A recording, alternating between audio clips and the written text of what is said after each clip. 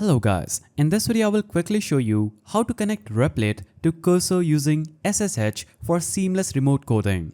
So first open Replit and create or open your project. So navigate to replit.com, click on the apps icon and choose any one of the recent apps you've made.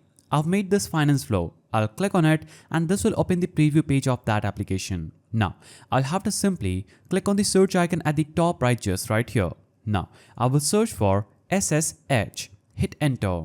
Now, after you do this, you will see with SSH, you can access your app's shell remotely. SSH enables workflows like easy file transfer or using your favorite local IDE to edit your code on Replit. So you can click on Join Replit Core and you will see this page where you'll have to basically subscribe to Replit Core. When you click on Continue with Core, you'll be easily able to connect with Cursor on your Replit. As you can see, I'll have to just complete the payment, and after I complete the payment, I'll be taken to the next page where I will have the option to connect Cursor to Replit. So you'll have to just bypass this page and you'll be easily able to connect Replit to Cursor.